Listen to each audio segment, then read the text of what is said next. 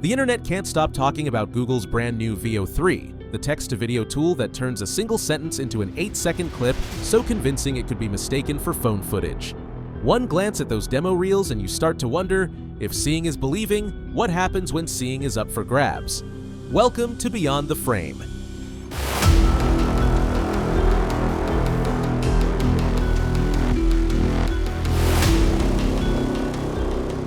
Tonight we're exploring 7 moments when Black Mirror felt less like fiction and more like tomorrow's to-do list. Along the way, we'll connect each episode to real-world tech and culture shifts, so you can decide whether Charlie Brooker was warning us or simply pointing at the obvious while the rest of us weren't looking. First, let's talk about Season 6's Joan is Awful. In that story, a woman discovers a prestige drama about her life streaming on a Netflix-style service, updated every night with deepfake actors and algorithmic edits. When the episode aired in 2023, it felt like biting satire. 2 years later, Veo 3 is generating photorealistic video on demand, face swap apps can graft your features onto any actor, and voice cloning tools mimic you down to the hesitation in your laugh. The technology doesn't need months in a studio. It needs 8 seconds and a prompt. The chilling twist in Joan is Awful isn't that a corporation steals Joan's privacy, it's that the audience can't tell the difference. With Veo 3 in the wild, we're already stepping into Joan's shoes, half wondering if the clip we're sharing is real or just eerily accurate fan fiction.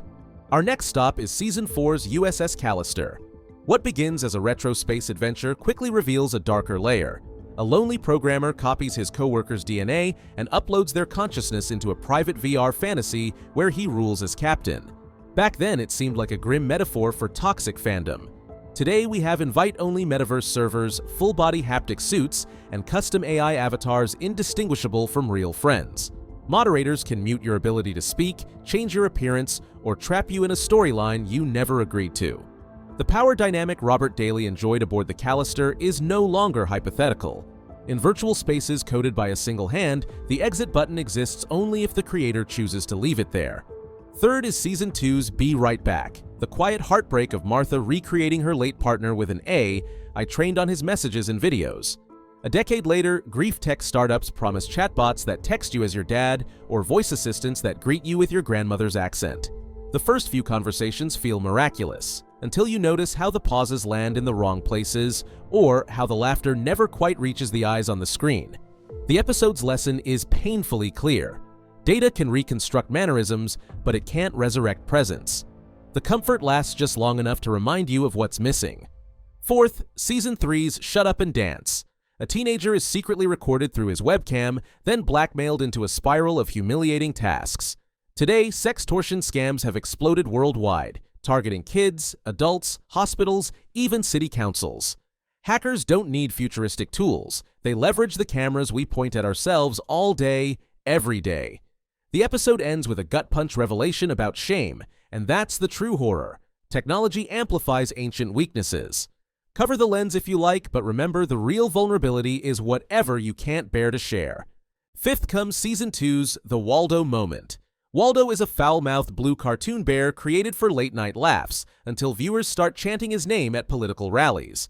Today, meme candidates and influencer campaigns rack up millions of views before traditional media even notices. Deepfake anchors deliver speeches that never happened, and charismatic avatars livestream Q&A sessions in real time. When politics becomes performance, the loudest punchline often drowns out policy. Waldo's rise sounded absurd in 2013. Now it plays more like a campaign blueprint. Sixth, Season 2's White Bear. A woman runs for her life while crowds film every scream on their phones. It's meant as punishment, but the punishment lands on us. We're watching ourselves choose spectacle over empathy. Scroll any social feed today and you'll see live-streamed fights, accidents, and breakdowns collecting likes faster than relief can arrive. Psychologists call it compassion fatigue. The algorithm calls it engagement. White Bear shows that the scariest monsters may be the ones holding the camera, silently deciding that entertainment matters more than intervention. Seventh and last is Season 5's Rachel, Jack, and Ashley 2. A shy teenager finds comfort in a smart doll powered by her favorite pop star's digital consciousness. When the label decides the human Ashley is expendable, they plan to let the AI avatar tour forever. Fast forward, AI-generated songs top streaming charts, hologram concerts sell out arenas, and virtual idols perform 24/7 without ever missing a note. Corporate math is simple. Code doesn't sleep, doesn't demand royalties, and never tweets something off-brand. If audiences keep cheering, the line between artist and algorithm may fade away entirely, just as Ashley 2 predicted. 7 stories, 7 uncanny reflections. Black Mirror doesn't gaze centuries ahead, it nudges the present a step further and hands us the mirror. The show's true gift is perspective. Once you recognize the pattern, you can't unsee it. So here's the real question. Now that we know how the script can play out, do we keep pressing play? Or do we pause long enough to decide which future scenes we'd rather skip? Thanks for spending time beyond the frame.